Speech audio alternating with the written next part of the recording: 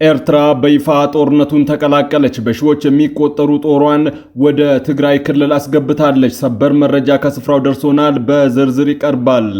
በአማራ ክልልና በትግራይ አዋሳኝ አካባቢዎች ለቀናት የቀጠለው ጦርነት አሁንም እየተቀጣጠለ ይገኛል። የህወሓት ኃይሎች በዛሬው ዕለት እንደተደመሰሱ ሰበር መረጃ ይዘናል። ዓለም አቀፍ ተቋማት ጦርነቱን በተመለከተ ወሳኝ የተባለ መግለጫ እያወጡ ነው። እስካሁንም ተፋላሚዎቹ የፌዴራሉ መንግስትም ይሁን ህወሓት ዝምታን መርጠዋል።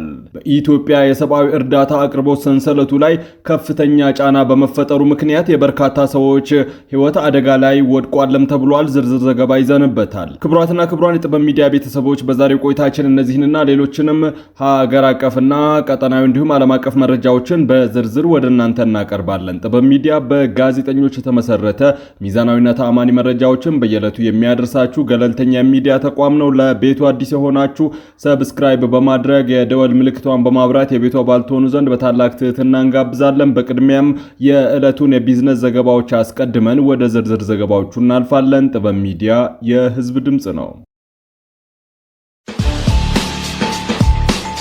በዳሽን ባንክ አንድ የአሜሪካን ዶላር 151 ብር ከ7 ሳንቲም እየተመነዘረ ነው። የአውሮፓ ዩሮ 180 ብር ከ2 ሳንቲም፣ ፓውንድ ስተርሊንግ 204 ብር ከ8 ሳንቲም፣ የስዊዝ ፍራንክ 172 ብር ከ7 ሳንቲም፣ ድርሃም 41 ብር ከ3 ሳንቲም፣ ሪያል 40 ብር ከ5 ሳንቲም፣ የቻይና ዩዋን 21 ብር እየተመነዘረ ነው። በአቢሲኒያ ባንክ አንድ የአሜሪካን ዶላር 152 ብር ከ5 ሳንቲም፣ ፓውንድ ስተርሊንግ 207 ብር ከ3 ሳንቲም፣ የአውሮፓ ዩሮ 180 ብር ከ2 ሳንቲም፣ የስዊዝ ፍራንክ 189 ብር ከ5 ሳንቲም፣ ድርሃም 44 ብር፣ ሪያል 43 ብር ከ5 ሳንቲም፣ የቻይና ዩዋን 21 ብር ከ8 ሳንቲም እየተመነዘረ ነው። በህብረት ባንክ አንድ የአሜሪካን ዶላር 152 ብር ከ8 ሳንቲም፣ ፓውንድ ስተርሊንግ 208 ብር ከ3 ሳንቲም፣ የአውሮፓ ዩሮ 180 ብር ከ7 ሳንቲም እየተመነዘረ ነው። ግጭት፣ ጎርፍና የነዳጅ እጥረት በ2025 መገባደጃ ላይ በኢትዮጵያ የሰብአዊ እርዳታ ድጋፍ ስምሪት ላይ ከፍተኛ ጫና ማሳደሩ ተገለጸ። እንደ አውሮፓውያን ዘመን አቆጣጠር በ2025 የመጨረሻው ሩብ ዓመት ግጭት፣ ድንገተኛ የአየር ንብረት አደጋዎችና ወረርሽኝ በኢትዮጵያ የሰብአዊ እርዳታ አሰጣጥ ላይ ከፍተኛ ጫና ማሳደራቸውን ሎጂስቲክ ክለስተር የተሰኘ ተቋም ባወጣው አዲስ መረጃ አስታውቋል። ሪፖርቱ እንደሚያሳየው በአማራ፣ ኦሮሚያ፣ ሶማሊያ እና ትግራይ ክልሎች የቀጠለው የጸጥታ መታወክና የመሰረተ ልማት ውድመት አስቸጋሪ በሆኑ አካባቢዎች ለሚገኙ ማህበረሰቦች የነፍስ አድን እርዳታ ለማድረስ በተቀናጀ የሎጂስቲክ ድጋፍ ለሚመረኮዙ የረድኤት ድርጅቶች መሰናክል ሆኖባቸዋል ብሏል። በጥቅምትና ታህሳስ ወር ላይ መካከል ባለው ጊዜ ውስጥ በዋና ዋና የመጓጓዣ ኮሪደሮች ላይ የነበረው የጸጥታ ሁኔታ እጅግ ደካማ በመሆኑ በተደጋጋሚ ያጋጠሙ የደህንነት እክሎች የእርዳታ አውሮፕላኖችና ተሽከርካሪዎች እንቅስቃሴን አስተጓጉሏል። ከዚህ በተጨማሪም ወቅታዊ የጎርፍ አደጋ መንገዶችና ድልድዮች በማውደሙ ወሳኝ መስመሮች በመዘጋታቸው የእርዳታ አቅርቦት ፍሰቱ ዘግይቷልም ብሏል።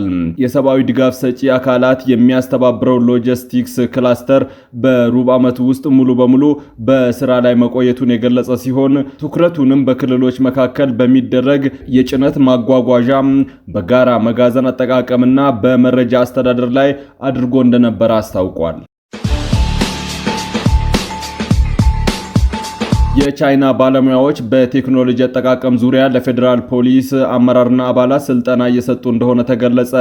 በተለያዩ የቴክኖሎጂ ውጤቶች አጠቃቀም ዙሪያ ከቻይና ሀገር የመጡ ባለሙያዎች ለኢትዮጵያ ፌዴራል ፖሊስ አመራርና አባላት ስልጠና እየሰጡ መሆኑን የፌዴራል ፖሊስ አስታውቋል። ስልጠና እየሰጡ የሚገኙት የቻይና ኖሬዝ ኢንዱስትሪ ግሩፕ ኮርፖሬሽን ሊሚትድ ባለሙያዎች ሲሆኑ የስልጠና ዋና ዓላማም ወንጀልን መከላከል ስራዎች አጋዥ የሆኑ ዘመናዊ መሳሪያዎችን በብቃት መጠቀም የሚችል ባለሙያ በማፍራት ወንጀል መከላከል ስራውን ባደገ አፈጻጸም ለማከናወን እንደሆነ ተገልጿል።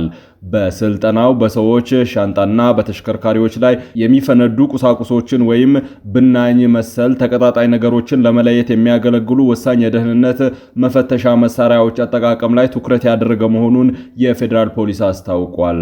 እንደ ዩኤቪ እና ሲግናል ጃመር እና ሜታ ዲክተር መሳሪያዎችን አጠቃቀም ላይ ስልጠናዎች የሚሰጡ ሲሆን ይህም የኢትዮጵያን የፌዴራል ፖሊስ ወንጀል የመከላከል ስራውን በዘመናዊ ቴክኖሎጂ ውጤቶች እንዲታገዝ ለማድረግ እያከናወነ ያለውን ውጤታማ ስራ ወደ ላቀ ደረጃ ያሸጋግረዋል ተብሏል። አመራርና አባላቱም ከስልጠና ባገኙት የቴክኖሎጂ አጠቃቀም ልምድና ክህሎት በመጠቀም እየረቀቀ የመጣውን የወንጀል ድርጊት በቀላሉ ለመለየት እንደሚያስችላቸው መረጃው አመላክቷል።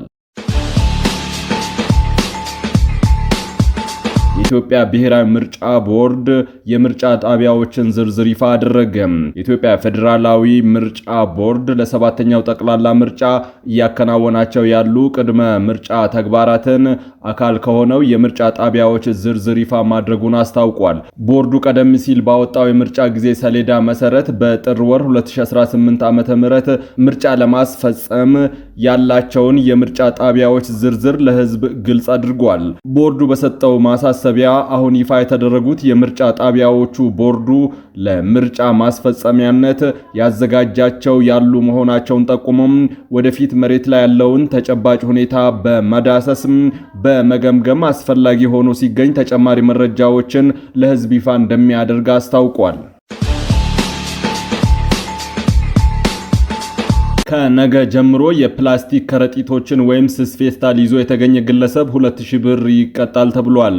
የአካባቢ ጥበቃ ባለስልጣን ከነገ ጥር 23 ጀምሮ ለአንድ ጊዜ አገልግሎት ብቻ የሚውሉ የፕላስቲክ ከረጢቶችን የሚጠቀም የሚያመርትና ወደ ሀገር ውስጥ የሚያስገቡ አካላትን መቅጣት እንደሚጀምር አሳውቋል። ለአንድ ጊዜ ብቻ አገልግሎት የሚውሉ የፕላስቲክ ምርቶችን ማምረት፣ ወደ ሀገር ውስጥ ማስገባት፣ ይዞ መገኘት የሚከለክለው አዋጅ ከሐምሌ 23 2017 ጀምሮ የጸደቀ ቢሆንም ባለስልጣኑ የ6 ወራት የሽግግር ጊዜ ሰጥቶ መቆየቱ ተገልጿል። የኢትዮጵያ አካባቢ ጥበቃ ባለስልጣን የኮሙኒኬሽን ኃላፊ ስራ አስፈጻሚ ተሾመ አቡኔ እንደተናገሩት ከሆነ ሁሉንም አይነት ፌስታሎች ጥቁር፣ ነጭና ትንሽና ትልቅ እንደሚያጠቃልል እና በእጁ ፌስታል ይዞ የተገኘ ከነገ ጀምሮ እንደሚቀጣ ተናግረዋል። በመሆኑም የህግ አስከባሪዎች አስፈላጊውን ስልጠና ወስደው በየአካባቢው ለክትትል ዝግጁ የሆኑ ቅጣቶችን ይጀምራሉም ብሏል። ህጉን ተላልፈው በሚገኙ አካላት ላይ በእጁ ይዞ የተገኘ ግለሰብ ከ2000 እስከ 5000 ብር ይቀጣል። ለአምራቾች፣ አከማቾችና አከፋፋዮች ከ50,000 እስከ 200,000 ብር ቅጣትና እስከ 5 ዓመት የሚያደርስ ጽኑ እስራት እንደሚያስቀጣም ተሾመ ተናግረዋል። ከሌሊቱ አንስቶ በምስራቅ ጠለምት፣ ደግረበይና ሚጫራ ቀበሌዎች በመድፍ የታገዘ ጦርነት እየተካሄደ እንደሆነ ከሪፖርተሮቻችን የደረሰን መረጃ ያመላክታል። ይህ መረጃ እስከተጠናከረበት ሰዓት ድረስ ውጊያው እንደቀጠለ ነው። ማይገምሪ ቀበሌ ትላንት የህወሓት ኃይሎች ከባድ ኪሳራ ያስተናገዱበት ስፍራ እንደሆነ የሪፖርተሮቻችን መረጃ ያመላክታል። ይህን ተከትሎ ጦሩ በመሸሽም ጨር ወደሚባል ትምህርት ቤት አካባቢ እንደተጓዘ ለማወቅ ተችሏል። በተጨማሪም ሽንታማ የተባለ ልዩ እጅግ ስትራቴጂካዊ መሬት በህወሓት ቁጥጥር ስር መግባቱን ከስፍራው የደረሰን መረጃ ያመላክታል። የኤርትራ ወታደሮች ወደ ትግራይ ክልል ዘልቀው በመግባት በጦርነቱ በቀጥታ ተሳትፎ እያደረጉ እንደሆነ ለማወቅ ተችሏል። የህወሓት ጦር ከማዕከላዊ ትግራይ እና ከሰሜን ትግራይ የነበረውን ጦሩን ወደ ደቡብ ትግራይ ማሰማራቱን ተከትሎ አካባቢዎቹን የኤርትራ ጦር እንደተቆጣጠራቸው ለማወቅ ተችሏል። እንዲሁም ኤርትራ ጦሯን በጠለምት ውጊያ ከህወሓት ኃይሎች ጎን ለጎን በማሰለፍ ጦርነቱን በይፋ ተቀላቅላለች። በትግራይ ክልል የተለያዩ ከተሞች ህዝባዊ ተቃውሞ ሰልፍ እየተደረገ ሲሆን በተለያዩ ከተሞች ህዝቡ በነቂስ በመውጣት ጦርነት በቃን የሚል ድምጹን አጉልቶ እያሰማ ነው። በተመሳሳይ የጠለምት ነዋሪዎችም ተመሳሳይ የጦርነት ተቃውሞ ሰልፍ አድርገዋል። የአፍሪካ ህብረት ኮሚሽነር መሐመድ አሊ ዩሱፍ በትግራይ ክልል በአንዳንድ አካባቢዎች እየታዩ ያሉ ወቅታዊ ሁኔታዎች በቅርበት እየተከታተሉ መሆናቸውንና ሁኔታው ጥልቅ ስጋት እንደፈጠረባቸው አስታወቁም። ሊቀመንበሩ ባወጡት መግለጫ በፌዴራል መንግስትና በህዝባዊ ወያኔ ሓርነት ትግራይ ህወሓት መካከል ጥቅምት 23 2018 በፕሪቶሪያ የተፈረመው የሰላም ስምምነት የተገኘው ድል ተጠብቆ መቀጠል እንዳለበት አሳስበዋል። የኮሚሽኑ ሊቀመንበር ሁሉም ወገኖች ከፍተኛ ጥንቃቄ እንዲያደርጉ ጥሪ ያቀረቡ ሲሆን በመካከላቸው ያለውን መተማመን ከሚሸረሽሩ ድርጊቶች እንዲቆጠቡ አሳስበዋል። ማንኛውም ያልተቋጩ ጉዳዮች ካሉ በሰላማዊ ስምምነት መንፈስና ግዴታዎች መሰረት ተገቢ በሆነ ውይይት እንዲፈቱ ጠይቀዋል።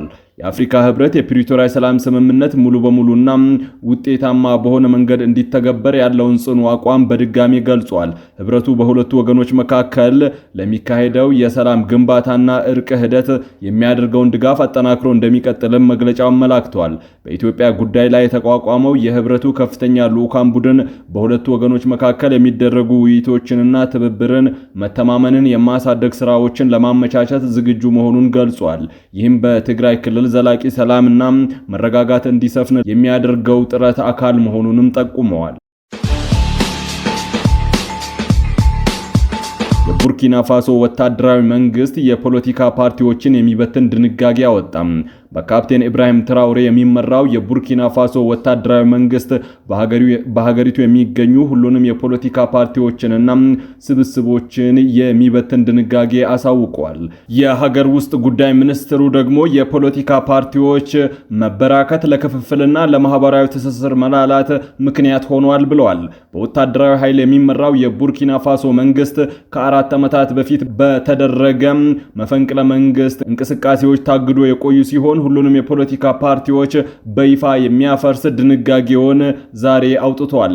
የቡርኪና ፋሶ ሚኒስትሮች ምክር ቤት ድንጋጌውን ያጸደቀው ሐሙስ ዕለት ሲሆን ይህም የሆነው በመንግስትና ከአልቃይዳና ከአይኤስ ግንኙነት አላቸው የተባሉ አማጽያንን ለመቆጣጠር በሚታገልበትና የተቃውሞ ድምጾችን በማፈን ላይ ነው በሚባልበት በዚህ ወቅት መሆኑ ትኩረትን ስቧል።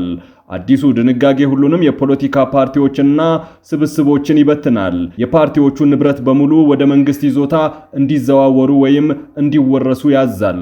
ከ4 ዓመታት በፊት በወታደራዊ መፈንቅለ መንግስት ስርዓቱ ከመውደቁ በፊት ከ100 በላይ የተመዘገቡ የፖለቲካ ፓርቲዎች በሀገሪቷ ነበሩ።